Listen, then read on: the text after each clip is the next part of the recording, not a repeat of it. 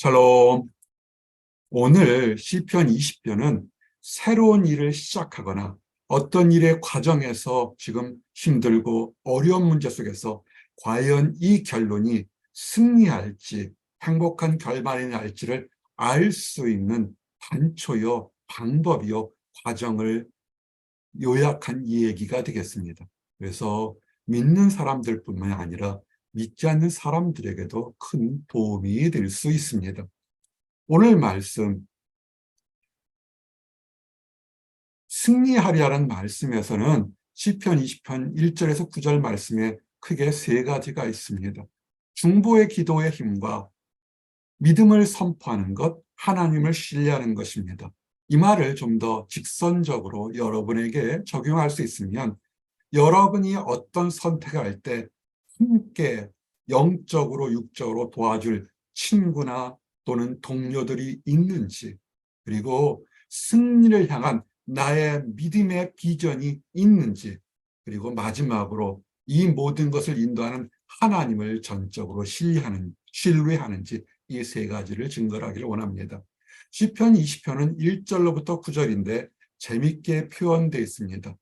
하나님께 향하던 기도문, 그리고 전쟁터에 나갈 때 다윗과 왕의 신하들의 기도문이라고 이렇게 언급되어 있습니다. 그런데 믿음을 주관하는 주체를 잘 보시기 바랍니다. 환난 날에 여호와께서 내게 응답하시고, 이렇게 되어 있습니다. 시편의 말씀은 여러분들이 잘 아시는 것처럼 다윗이 하나님의 영감으로 많은 것들을 이렇게 작성했습니다. 그 주체가 보통 다윗입니다. 그런데 오늘은 여기에 보게 되면 내게 응답하시고 하는 것처럼 이것은 주체가 다윗이 아닙니다. 동료들입니다. 다윗이 지금 목숨을 거는 중요한 전쟁터에 나갈 때 승리를 위해서 주변의 사람들이 기도해주고 함께 힘을 내도록 하시면서 반드시 승리할 것이다, 너의 이름을 하나님 앞에서 높이실 거라 그런 것입니다. 우리에게 적용하게 되면 어떤 중요한 선택과 결단이 있을 때 여러분이 두려워하거나 결정을 하지 못할 때 여러분을 위해서 중심으로 진심으로 기도할 친구, 동역자, 하나님의 사람이 두어 세 사람만 있다면 여러분은 승리할 수 있습니다. 근데 많은 사람들이 독불장군처럼 혼자 있다면 그 사람이 아무리 지혜가 많거나 세상적인 경험이 있다 해도 위태한 경우가 너무 많습니다. 많은 예를 들 수 있습니다. 그러나 우리 주님과 제자들의 예를 통해서 여러분의 삶에 적용을 해보시기 바랍니다. 공생의 3년 동안 예수님은 제자들을 통해서 많은 이적과 기적과 말씀을 가르쳤습니다.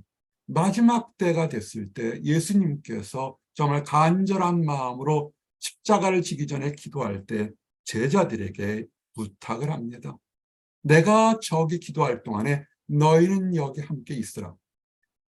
여러분이 어떤 중요한 선택을 할 때 여러분과 함께 마음으로, 육으로, 영으로 함께 있을 사람이 있습니까? 평상시에 교만하고 까장맞고 사람들의 인심을 얻지 못해서 함께 있을 사람이 없는 사람이면 그 일을 멈추시기 바랍니다.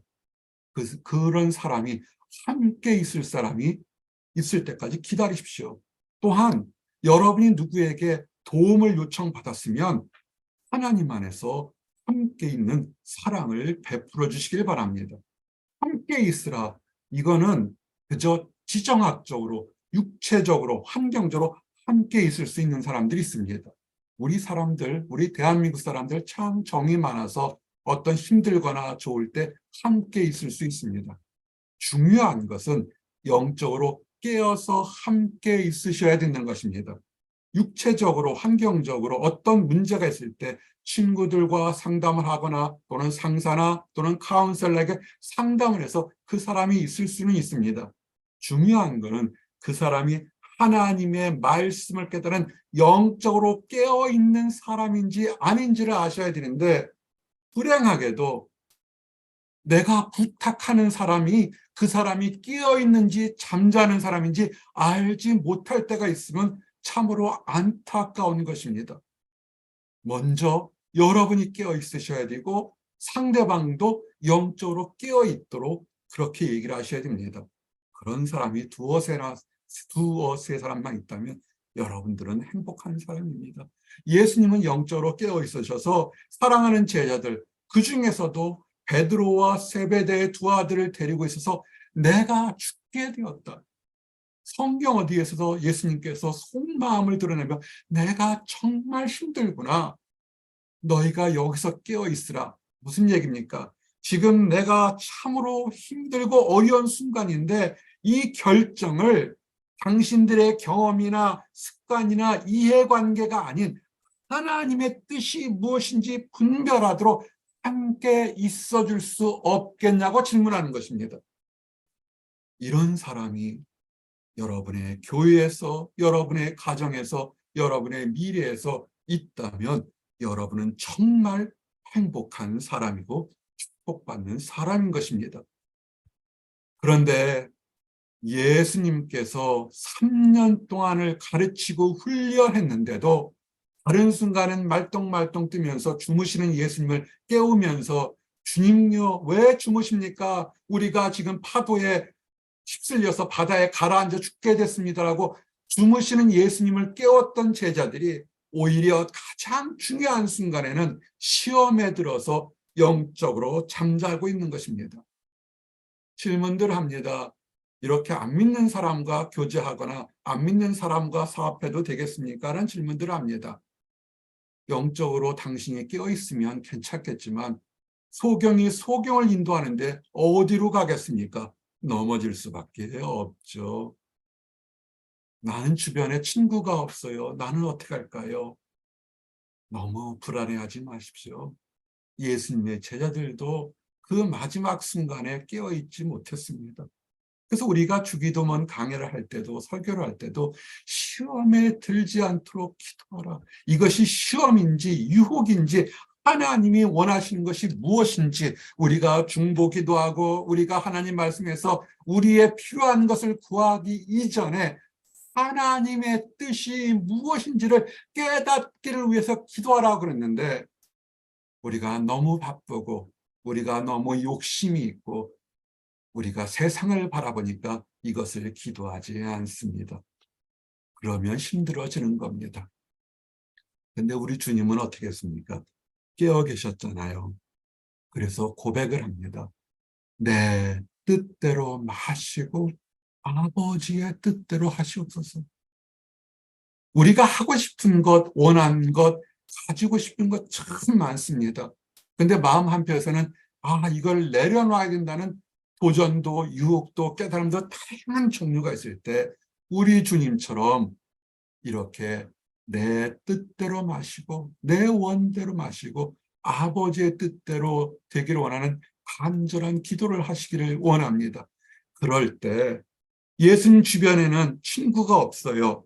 그러면 작은 목자 설교하는 것처럼 예수님은 실패한 사람일까요? 아니에요. 하나님께서 여러분 누가복음 43장 이 말씀을 보내잖아요. 하나님께서 천사들을 보내서 함께 기도할 힘을 주신다는 겁니다. 함께 있을 수 있는 사람, 세상에서 함께 없더라도 하나님의 천사들이 있습니다. 나는 외로워요. 나는 성격에 문제가 있어서 대인관계가 부족합니다. 부족함을 인정하시고 하나님 나를 도와달라고 그럴 때 하나님께서 하나님의 방법으로 천사들을 통해 도와주실 겁니다. 우리 주님 어떻게 기도하셨습니까? 간절히 땀이 핏방울처럼 아버지의 뜻만을 위해 기도할 때 그래서 궁극적으로는 어떻게 되셨습니까? 십자가에서 승리하신 것입니다. 여러분이 원하시고 여러분이 불확실한 미래를 어떻게 깨트리겠습니까? 눈에 보이는 지식으로 어떻게 판단해서 승리를 얻겠습니까? 지금 불안해서 지금 초조한데 여러분의 지식이 무엇으로 확실한지를 알 수 있겠습니까? 우리 주님처럼 하십시오. 애스크하십시오. 나를 위해 기도할 수 있는 하나님의 사람들을 영적으로서 깨어 찾으시고 찾으시면 감사한 것이고 못 찾았다 할지라도 낙심하지 마시고 주님께 간절히 기도할 때 우리 주님께서 천사들을 동원해서 여러분을 도와줄 줄 믿습니다. 그리고 중요한 것은 이 기도는 그저 개인적으로 끝이면 안 됩니다. 기도는 시작이고 기도의 시작은 예배로 완성이 돼야 된 것입니다. 하나님께서 나를 도와주실 것을 확신하셨다면 여러분은 하나님 앞에서 헌신과 감사를 드리시기 바랍니다. 감사가 없는 응답은 그것은 매우 위험하고 유혹적인 응답입니다. 오히려 그래서 실패할 가능성이 높습니다. 다윗이 그럴 때 성소에서 너를 도와주시고 시온에서 너를 붙드시며 중보 기도하고 영적으로 깨어있는 사람들의 외침이 뭡니까? 세상 사람들 구경하지 말고 사람을 의지하지 말고 하나님이 구원하시니까 하나님을 바라보라고 고백하고 인도하는 그 메시지를 들으시기 바랍니다. 그것이 어디입니까? 그것이 예배죠. 하나님의 말씀을 듣고 도전받는 곳에 있으시기 바랍니다. 그럴 때 3절에 아주 재밌는 표현이 있습니다. 셀라라는 표현이 있습니다. 셀라는 말 그대로 정확한 뜻이 무엇인지 알지 못합니다. 마치 악보를 쓸 때 악보의 키를 한 옥변 높여라라는 뜻도 있고 또 다른 뜻은 올리라, 쉬어라라는 뜻이 있다고 얘기를 합니다. 자, 이 말씀을 통해서 우리가 묵상할 수 있는 것은 지금 하나님 앞에 하나님의 뜻이 무엇인지 맡겼으면, 기도했으면 초조하고 불안하고 답답한 마음이 있을 때 하나님께서 맡기고 영원히 쉬십시오. 불안과 초조해서 하나님께서 내 번제를 받아주실 것을 믿고 쉬시기 바랍니다. 번제가 뭡니까? 예물을 드리는 거죠. 받을 생각하지 않고 전적으로 하나님께 받은 것이 내 능력이 아니라 하나님께 드렸다고 예물을 드리고서는 그 다음에 하나님께 맡기는 것입니다. 쉬십시오. 세상 근심으로 불안과 초조가 아니라 지금까지 인도하신 하나님이 앞으로도 선하게 인도하실 거라고 맡기시기 바랍니다. 이거 잘 이해가 안 될 것 같으면 요새 현대 나온 자율주행 차량 어떻습니까? 어느 일정에 입력하게 되면 알아서 가지 않습니까? 우리가 맡기기 전까지는 초조하고 불안할지 모르겠지만 하나님께서 맡기시면 하나님이 여러분을 가장 은혜로운 곳으로 인도하실 것을 육체적으로, 환경적으로, 영적으로 맡기시고 믿으시기 바랍니다. 그럴 때 우리의 하나님은 이루어 주십니다. 내 마음의 소원대로 하는 것이고 거룩하고 은혜롭고 온전한 예배를 드리면서 간구하는 것은 하나님이 들어주십니다. 그것을 믿고 나가시기 바랍니다.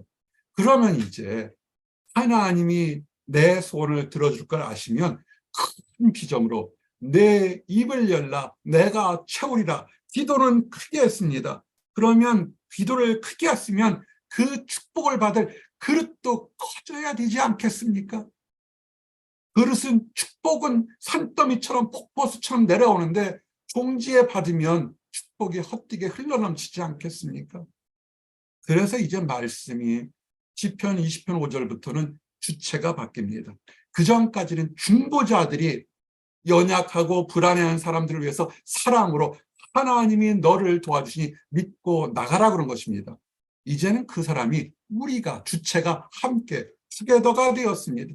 우리 하나님의 이름으로 우리의 깃발을 세우리니 이걸 좀 쉽게 설명하면 저는 축구를 좋아하고 탁구를 좋아하고 스포츠를 참 좋아합니다. 우리의 선수들이 어느 큰 시합에서 막 이겼을 때 분명히 그 뛰었던 선수들이 잘해서 승리했지만 마치 우리나라가 우리 집단이 우리 친구들이 승리한 것처럼 우리라는 것이 됩니다. 주변에 어떤 사람이 기쁜 응답이 있고 하나님 안에서 간절한 기도가 응답이 되었으면 그것이 질투와 시기와 모함의 대상이 아니라 우리의 기쁨이 되어야 되는 것입니다. 여러분의 기쁨, 성도의 기쁨이 교회의 기쁨이 되고 하나님의 기쁨이 되는 걸 알고 함께 승리의 깃발을 나누시기 바랍니다. 그리고 선포하십시오. 안 되면 어떻게 할까? 아니죠. 우리는 혼자가 아닙니다. 좀 전까지 상대방이 나를 위해 기다렸다면 이젠 상대방과 내가 함께 하나님의 기름 부은 자, 물론 하나님의 제사장들이나 직분자, 사역자들을 가르칠 수 있지만 하나님께서 죄인들 중에서 구원받은 하나님의 백성들을 얘기합니다.